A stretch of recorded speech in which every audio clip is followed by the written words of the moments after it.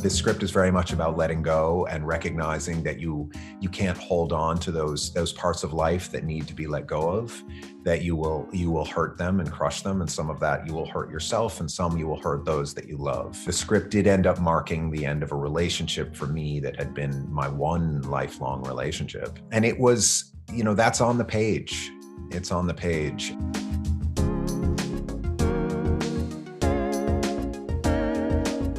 Welcome to Script Apart, a podcast about the first draft secrets of great movies. Each episode, a brilliant screenwriter revisits their initial screenplay for what became a beloved movie, discussing what changed, what didn't, and why, from first draft to the big screen.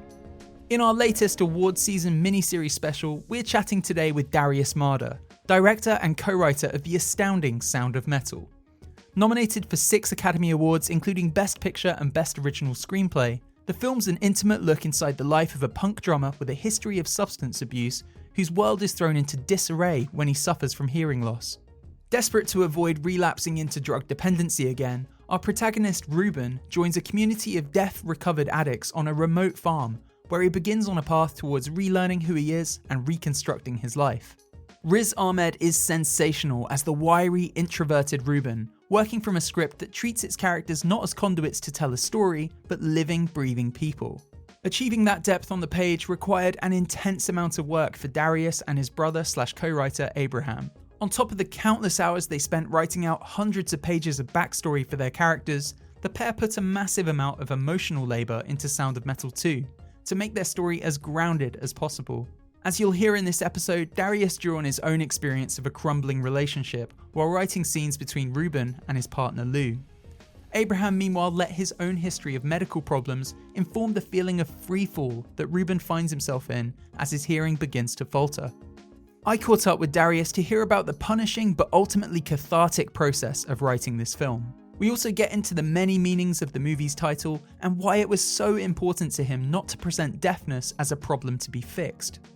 Darius also shared with me why Sound of Metal was originally envisioned as not one movie, but 2, with another film delving into what happens to Lou intended to be released simultaneously. This is a spoiler-filled conversation if you hadn't already guessed, so if you're yet to see Sound of Metal, you know the drill by now. Hit pause, head to Amazon Prime Video to watch it, then come back as we dive into every detail of this great movie. Thanks for tuning in. You're listening to Script Apart, hosted by me, Al Horner, produced by Camille Demek.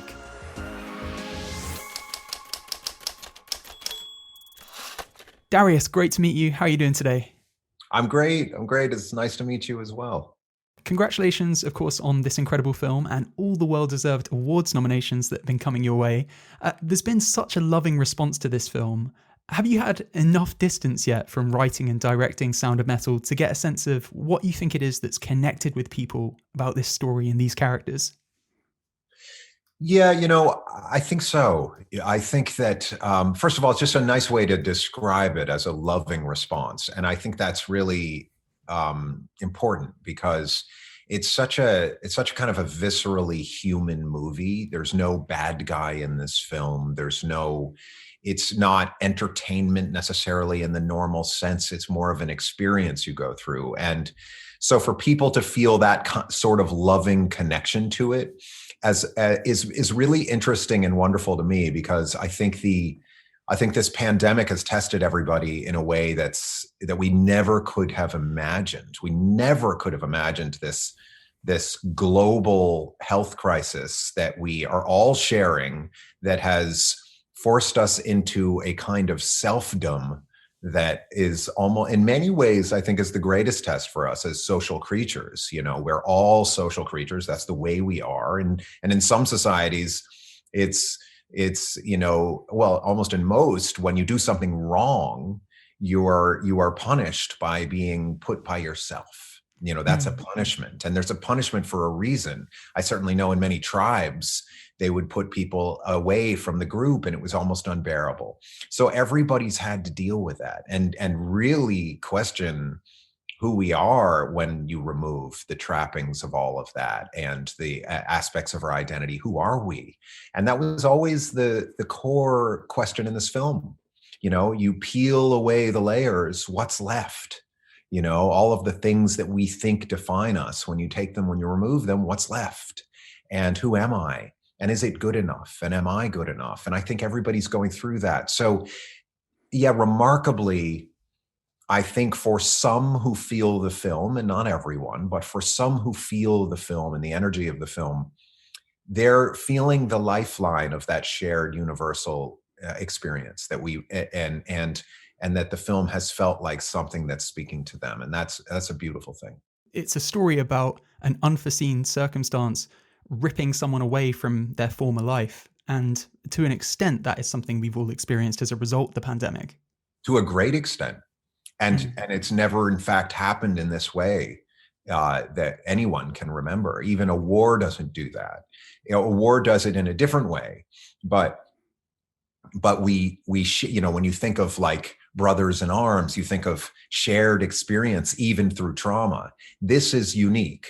This pandemic's unique because it's put us by ourselves. One word that's come up a lot in my conversations about the film and in things I've read about the film has been this word authenticity. There's such a commitment within the movie to giving an authentic representation of what it's like to be a member of the deaf community, the cultural experience of that, the sensory experience of that. Why was that important to you and Abraham as you wrote Sound of Metal? Yeah, I mean, it's really central to everything I care about as a filmmaker. If they're to usher life into a script and onto a screen is such a fascinating and complicated process, because it begins, you're exactly right, that it begins in the writing. And it was always important to Abraham, always important to me. I think that constructs, ideas, structure, plot points, all of these things are low-hanging fruit. They're our ideas, our nifty, interesting concepts, they're low-hanging fruit. What's tough to find and access are those things that run deeper than that, those things that are really at the heart of what makes us us. And so the writing process was about that, was about bringing a sense of kind of undeniable life into these characters. And for my brother and I, that meant writing ridiculous amounts of pages, 1,500, 2,000 pages of exploration into character. We knew Ruben inside and out. We had written, and Lou, we had written all of Lou's poems. We had wrote Lou's entire journey to Europe. To know a character thoroughly, it's really interesting because there's very little about Ruben's past that hits the screen, and yet Riz knew Ruben's past. Riz, that foundation, this is actually something that I explored as an actor years ago. There's a magical, almost ineffable thing that occurs when you, as an actor, where you might be approaching a scene and it's just not hitting. And it's not hitting because the audience doesn't remember it. When you engage in acting, there's this really interesting process you go under. And then as you fill it with truth, and sometimes that means doing things like understanding what's in your pocket, like what wallet are you carrying? Are you entering that scene as an actor as partially as Darius, or are you really entering into the depth of who that character is? And for me, in those years way back, that meant like getting on a subway with all of these bags of stuff that were part of my character. So I had kind of gone through that as an actor, and I very much think the same. And then once you fill that character, sometimes literally the pockets, your own pockets, shockingly, the audience starts to hear the lines. Now, why is that? How is it that you can pretend to say a line over here, and then once you fill the truth of that, it's not spoken, but the audience hears it? So that's this kind of true north for me as a writer. Anyone can write a line, but what happens when you understand the line? What happens when you grasp it? What happens when it comes from that piece of you where it hurts? Where it really hurts, or where you really feel it? And what does it mean to get to that point where you feel it and it hurts? And what is that exploration? Well, I'll tell you one thing: it's not linear. it's tricky, and it just involves being honest with yourself, and in this case with my brother, and my brother with me. We needed to kind of wrestle and be our truth keepers for each other. And yes, it starts in the writing, and then for Riz it was about process, and filling that character with just undeniable truth that started a year before we shot. What were those pieces of hurt that you located and plunged into this script? Because I mean, as well as the other authenticity that we mentioned a moment ago, there's a real emotional authenticity as well. Ruben and Lou feel so real, so human, and I know that you both brought a part of your own experiences to the table as you wrote this story. Can you tell me a bit about what from each of your lives you put into this story? Yeah, I can. Abraham, first of all, was, he had undergone a physical trauma himself. He's a musician and a songwriter. He's just an outrageous talent, incredibly sensitive writer, and always my creative confidant for going back many, many years. We've always lived within blocks of each other. So he had undergone a physical trauma. He had lost 50 pounds. He was not big to begin with, and he could barely lift his guitar, let alone play a gig. So I had asked him to come and write with me. I had already been writing the script for a while. I wasn't there yet, and he knew that, and he knew the script well because we talked about it all the time. But I asked him to come upstate with me and write, and that's when our writing process started. And I don't think we really knew in that moment that it was a lifeline for Abraham. And that Abraham, on many levels, was going through what Ruben's going through in the story, having to divorce himself from his own identity and deal with a major physical life-crushing reality. So this script ended up being that lifeline. And interestingly, as we wrote, over those years we wrote, Abraham gained strength. It was literally a lifeline. And he really poured a lot of the nuance and the heartbreak and the very real kind of cellular detail of Ruben into that, and from his own experience. And he's an audiophile. There's so much crossover there. And he really geeked out on sound and sound design. And we just had a wonderful time exploring Ruben because it was coming from such a real place. And there's a lot of Ruben in me as well. And we love Ruben. Like, we just love Ruben. And it's not good to say there's a lot of me and Ruben and then say I love Ruben. That's not good. That sounds remarkably narcissistic. But you have to love your characters, and we love Ruben. Our heart broke for him every day. I would write something and my brother would look at me and go, "Oh, you sick fuck." You can't do that to Ruben.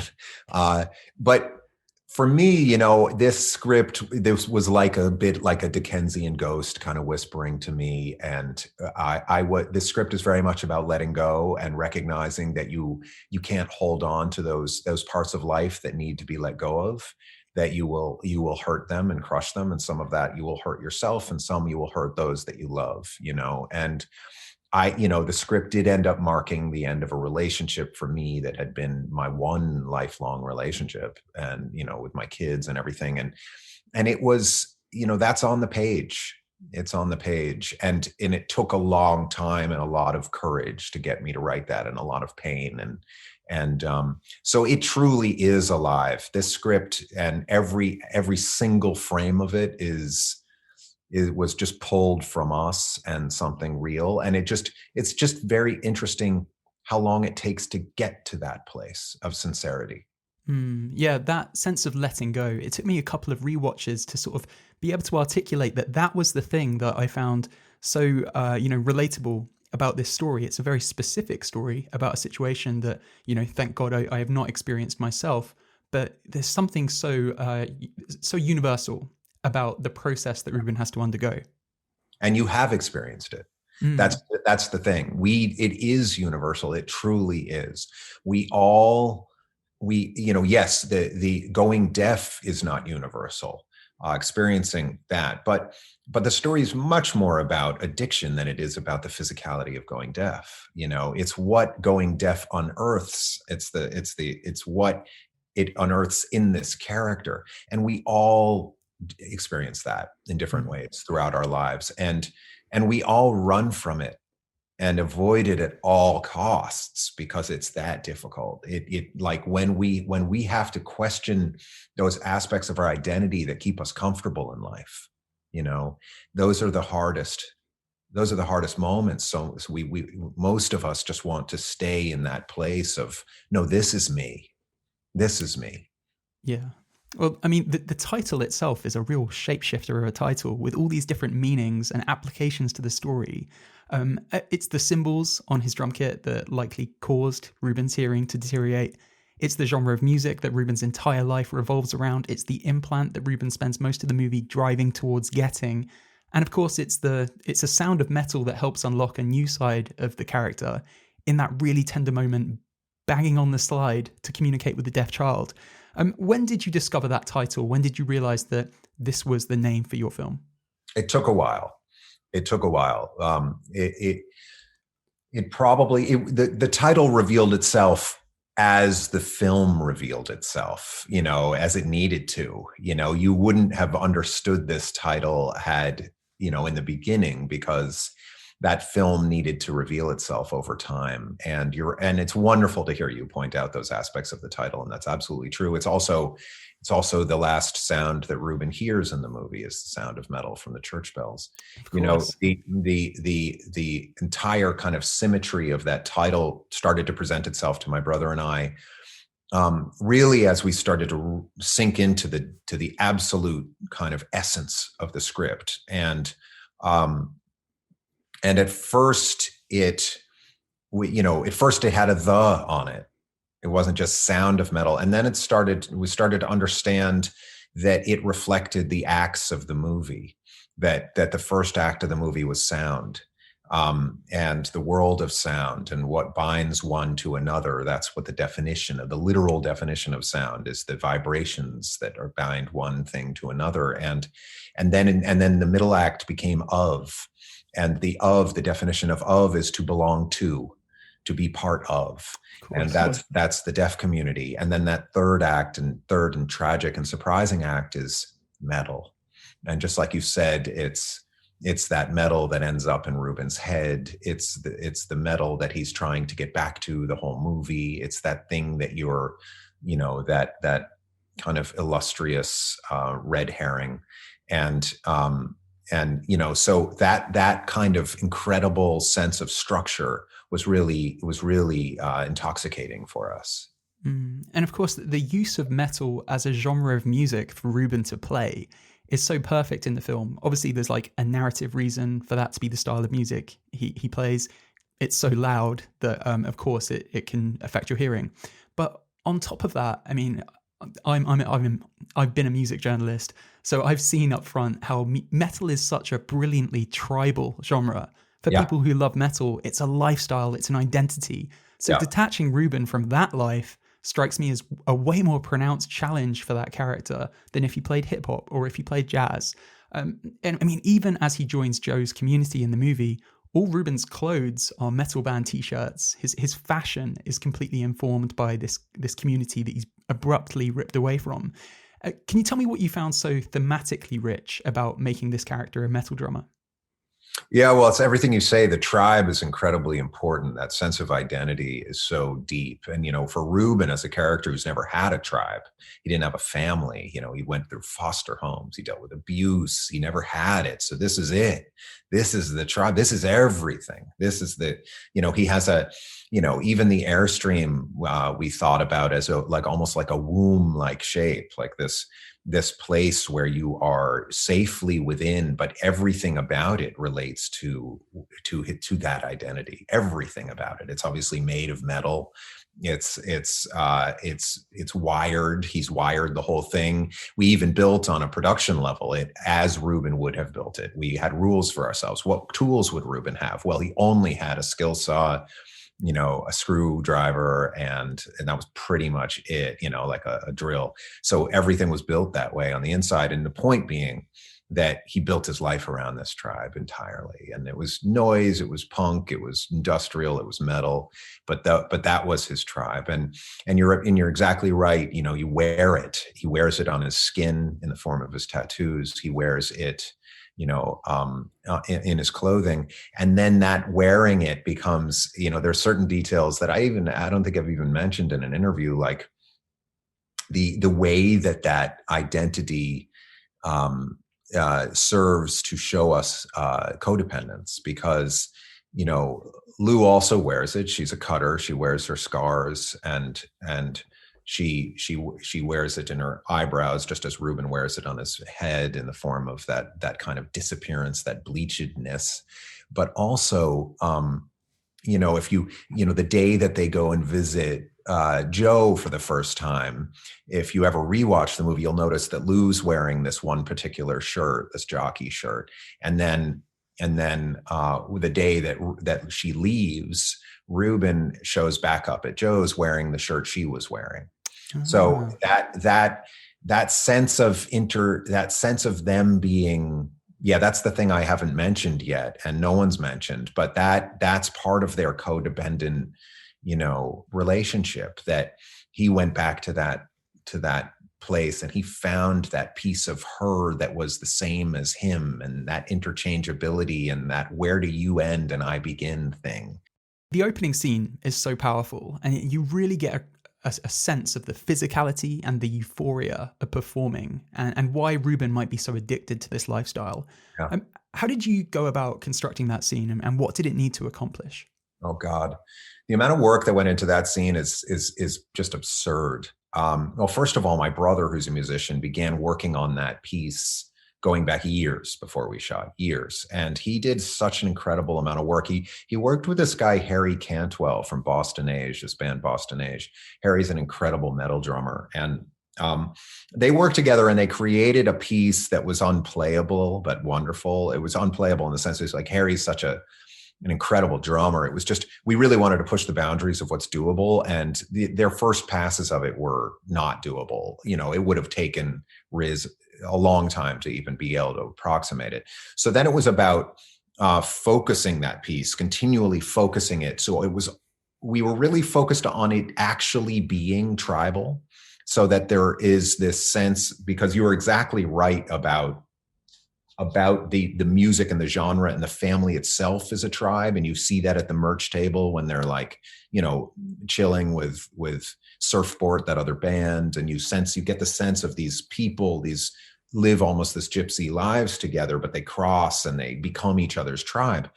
But the music itself is tribal. The drumming wants to it should feel tribal in the beginning. It's simple in the beginning, and it has that like really tribal, timeless sense of percussiveness that you might have found literally in tribes, you know, 1,000 years ago. And then it gives way to this metal, the double bass, we wanted it to be intensely aerobic, like impossible to play. And that piece is it's impossible to play, like, you know, some of that alternating hi-hats and crash. The thing that someone who isn't a drummer won't know is how hard that is to play, because a novice will tense up when they do that. And when you tense up, you can't do it. And you have to learn to relax. And, you know, so it's like this Zen-like process that we knew. And I really wanted Riz to have to go through, because I know process. And as a musician myself, I know what it takes. You can't think your way through it. You can't force your way through it. You have to put the time in and work toward your body being able to relax. You know, it was refining it, getting into that tribal sense, and then bringing in other musicians. Margaret Chartier, who is a one-woman noise machine called Pharmacon. She's this sensation in Brooklyn, brought her on board, and brought Sean Powell on board from Surfboard to help us at times.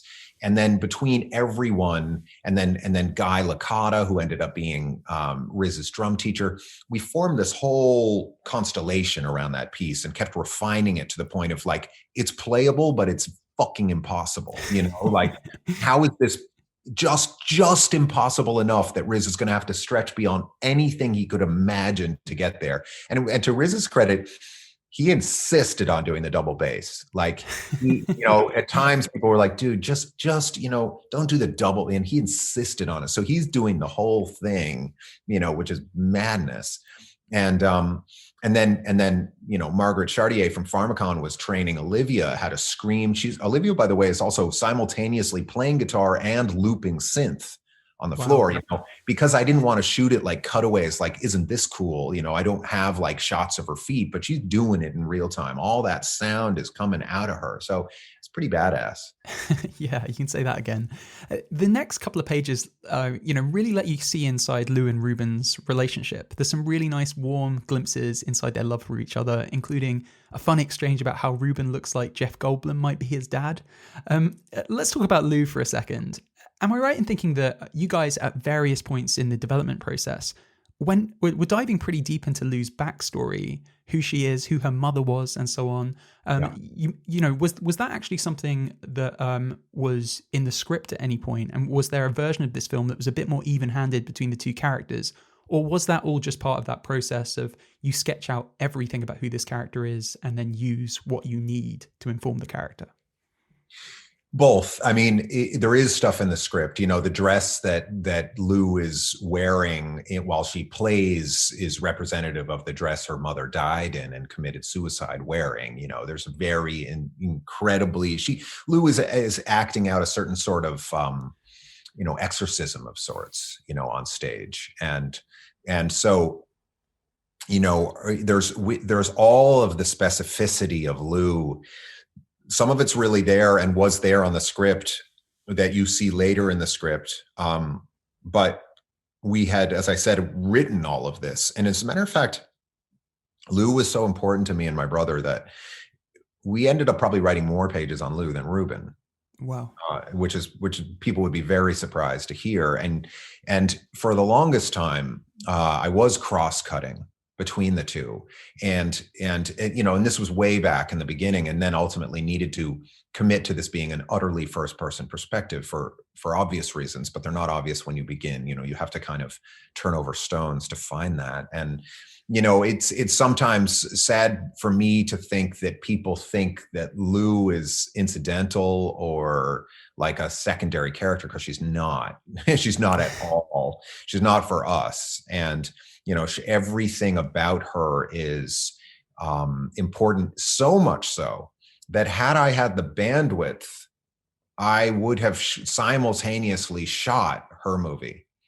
And in other words, this was something I really considered doing, which was, releasing Sound of Metal and then showing the moment from when they separate in a taxi all the way to when Ruben knocks on the door later as her movie, because I know the movie and it's good.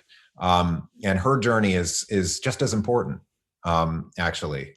So yeah, she's really well fleshed out. And, but I also will say that, like I said, her mother dying on the stage every night is also highly sensual. And yet Lou off stage isn't. She's almost androgynous, and so her coming into her own sense of self and her own sense of sensuality is all there on the screen. It's all there for anyone who wants to watch it. It's not just that she looks different in the end.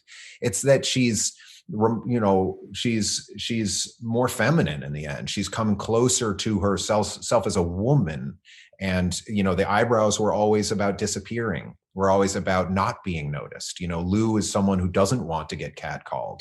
Lou is someone who doesn't want, to be noticed. And the only time she's noticed is that when she's that powerful being on stage, but that's also intermixed with her mother, so there's a lot of very specific psychological stuff going on that she needs to deal with in order to the only way that she could possibly ever deal with it is the same as Ruben.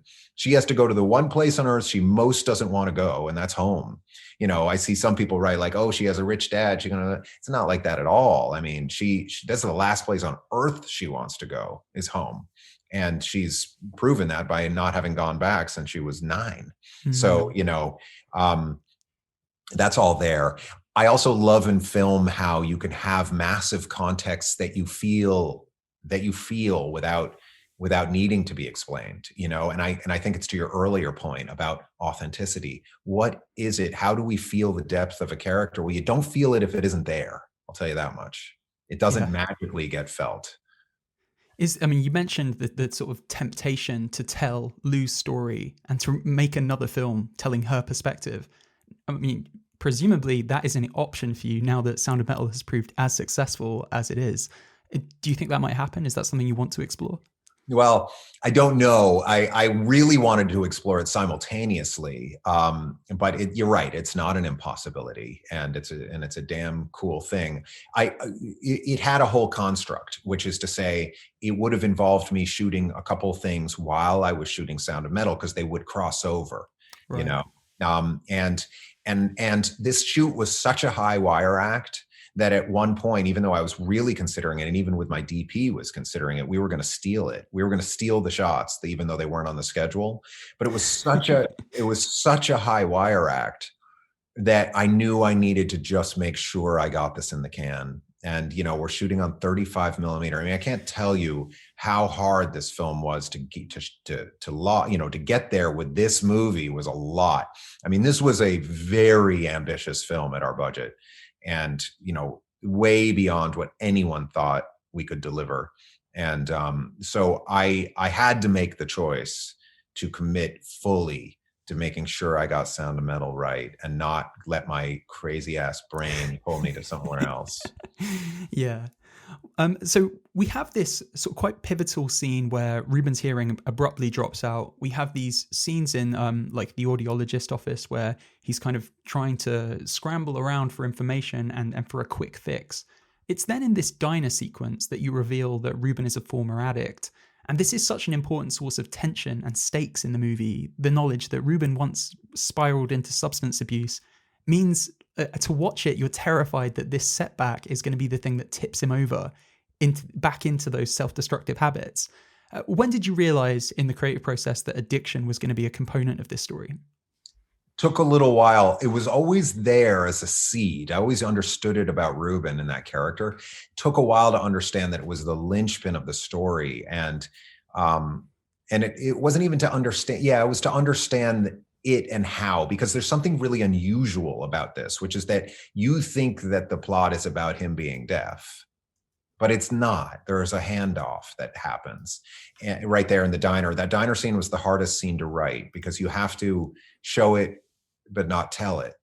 And you never say addiction in that scene. How do you understand there's an addict in that scene? That was an impossible scene to write, an impossible scene, and hard to edit too, because first of all, it was just a very long scene initially. And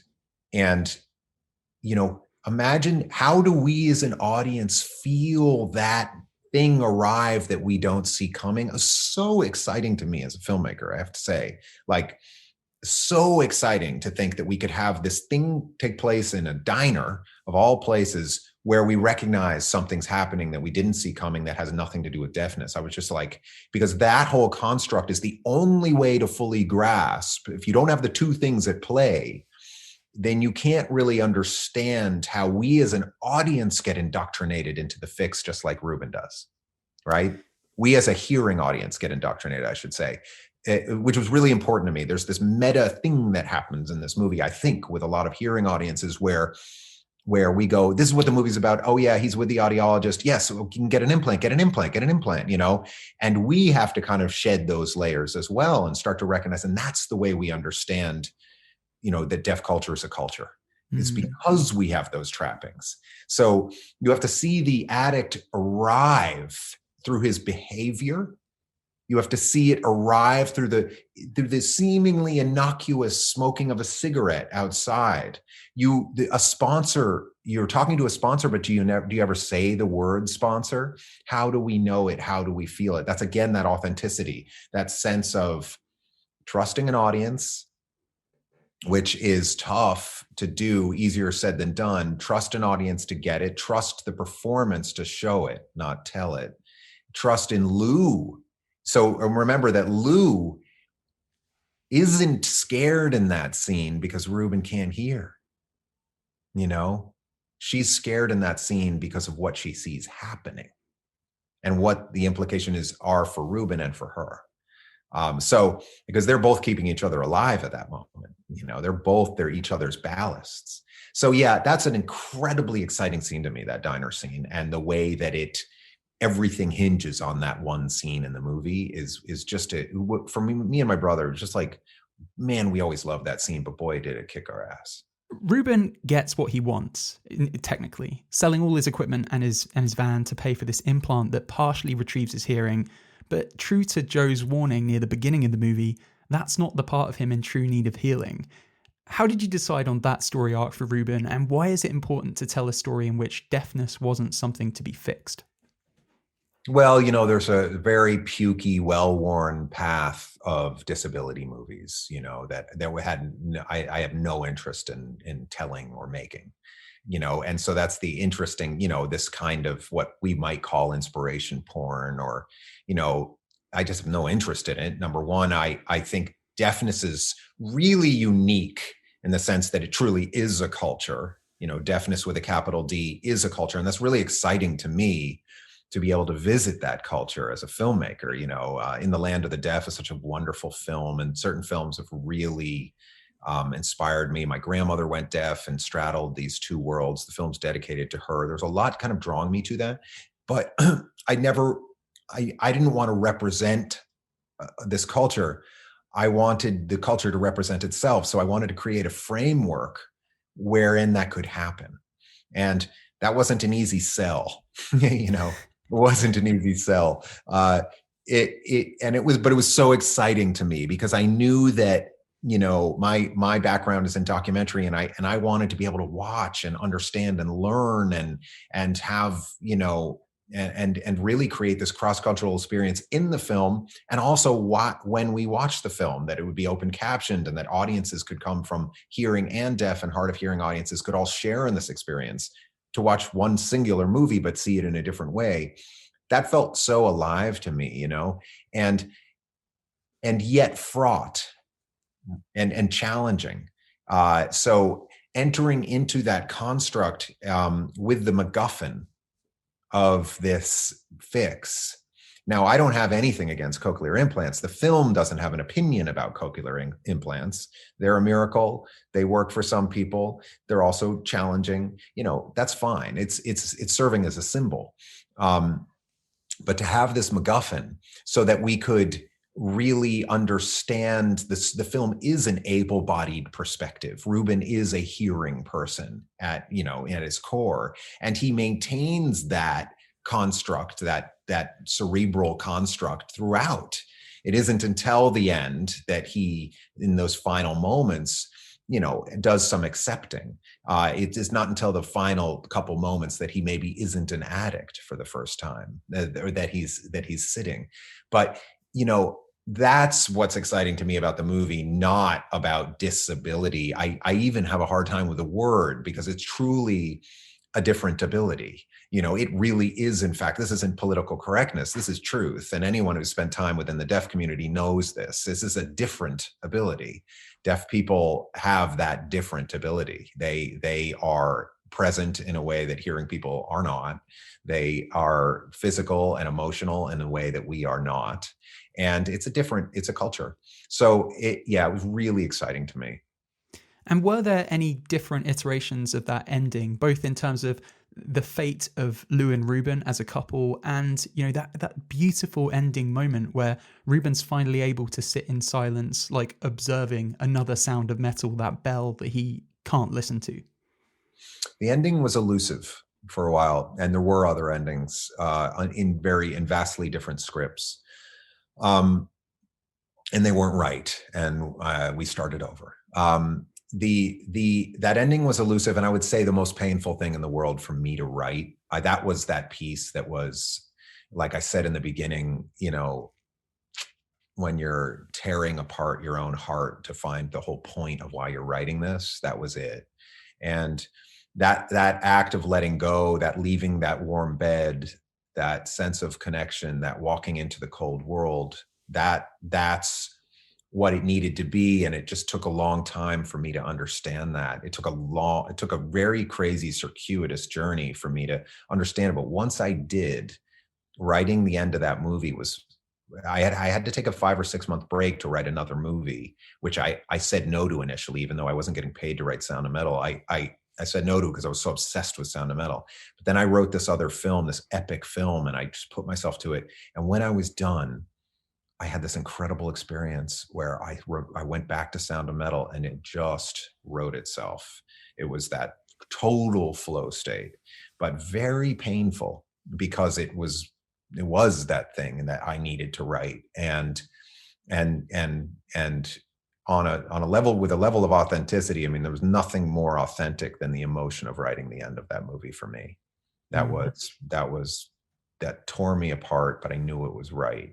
And then the nuance of it, the bells, etc., that was all there. It was almost like it's a strange process in writing, how you've set up the foundation for it. It was just like, it was so that was a flow state of writing that you look for and want, and it's so intoxicating. And if you ever get it again, you're lucky, writing that end. Well, it's such a special film, Darius. Just finally, you've touched on your next project. What can you tell me about what's coming up? I mean, now people have discovered your work, if they weren't already plugged into you as a filmmaker. What do they have to look forward to? Well, hopefully not another 10 years. That's the first thing.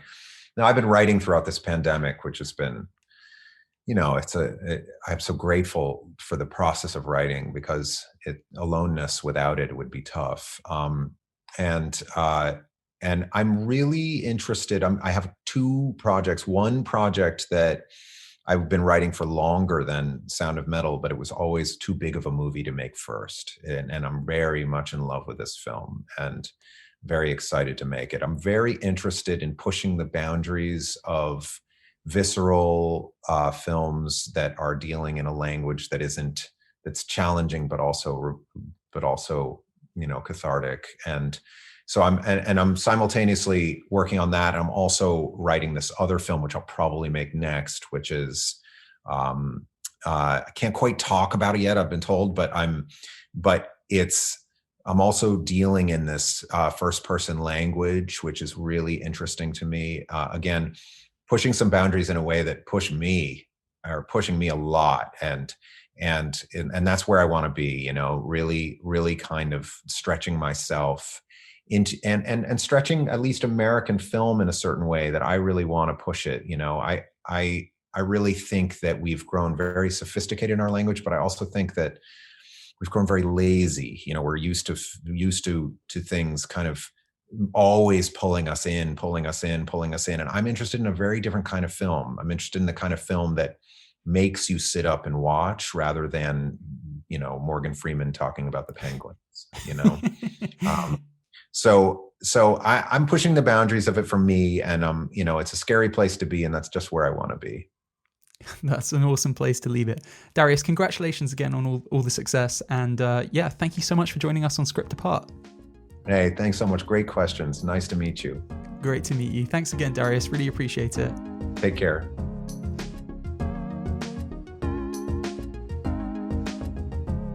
You've been listening to Script Apart, hosted by me, Al Horner, produced by Kamel Demek, with music from Stefan Bindley-Taylor. Get in touch. You can find us on Twitter, Instagram, or you can email us, thescriptapartpodcast@gmail.com. Thanks for listening. We'll see you next time.